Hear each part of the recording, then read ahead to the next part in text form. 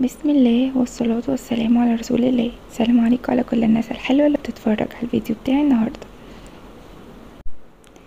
يا حلوين هنعمل مع بعض الكشري المصري، ولا اجدعها محل كشري تحفة. كفاية نضافته، كفاية ان انت تبقي عاملاه بايديكي بجد، والله العظيم طعمه احلى من بره بكتير. يلا جربوا طريقتي بقى نشوف عملناها ازاي. اول حاجة طبعا من بالليل نقعت الحمص والعدس، سبتهم يتنقعوا ليلة كاملة. اول ما نبتدي في الكشري اول حاجة هنولع عليها الحمص عشان يتسلق. بعد كده في طاسة او صينية كبيرة كمية زيت محترمة، يعني نص الازازة كده مثلا، وهنقطع فيها البصل شرايح او جوانح زي ما نحب، وهنحمره ده الورد طبعا. بعد كده هبتدي اشتغل بكمية الزيت اللي انا قلتلكوا كتيرة شوية دي. اول حاجة هنعمل الصلصة، خدت منها شوية حمرت فيها بصلاية. بعد كده نزلت بفصين توم مفرومين هقلبهم مع البصل لحد ما البصلاية تاخد اللون ده. هنزل عليها بالطماطم مضروبة في الخلاط ومصفياها.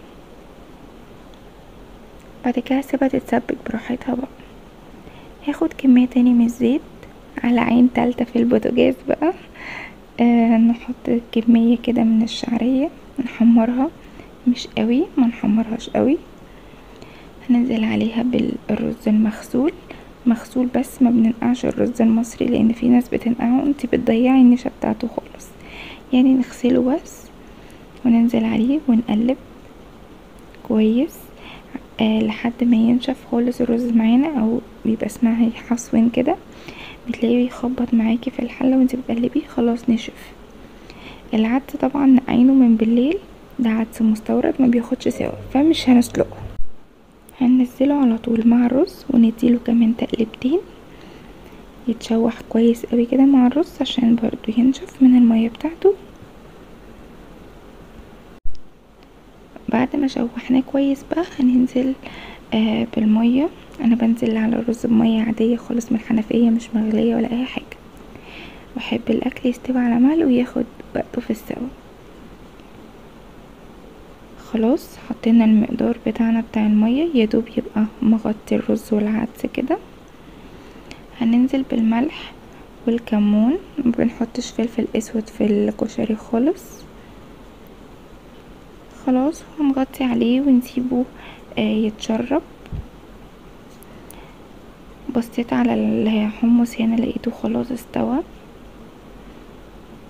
طبعا في الكشري بنبقى مشغلين كل العيون مع بعض.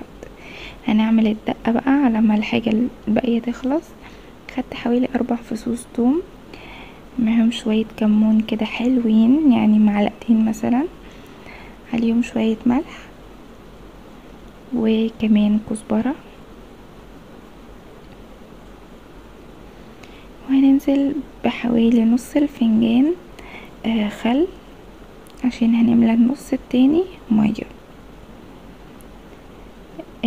دي الدقة على البارد، في كمان على السخن، بس الاتنين تقريبا نفس النتيجة يعني، فانا بستسهل وبعمل دي. عصرت كمان ليمونة، ممكن نحط نص بس على حسب المزازة اللي احنا عايزينها في الدقة. حطيت ليمونة، كملت نص الفنجان الباقي من المية. بعد كده قلبته كويس قوي عشان خاطر ادوب الملح والبهارات والتوابل اللي انا حطيتها دي يعني. هنا لقيت الرز اتشرب فوطيت عليه واسيبه يكمل سوا.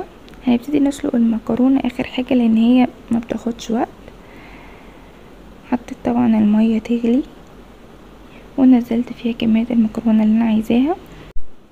بعد كده في طاسة صغنونة خالص خدت اخر كمية من الزيت باقية من تحمير الورد بتاع الكشري او البصل يعني اللي انا هزين بيه الكشري.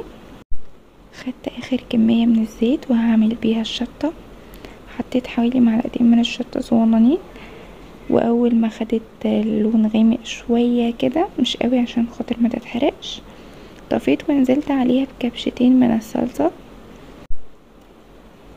بعد ما خلصت كده هننزل عليها بمعلقتين 3 من الدقة ونقلب كده. معانا الدقة جاهزة، الشطة جاهزة، كمان الحمص استوى، وهنا كنت خلاص طفيت على الصلصة والرز. هصفي المكرونة وخلاويص. طبق كشري عالمي والله، تحفة تحفة تحفة تحفة. يلا جربوا طريقتي. متنسوش لو عجبكم الفيديو سبسكرايب في القناة وتفعلوا زر الجرس، كمان لايك وكومنت حلو زيكم. مع السلامة.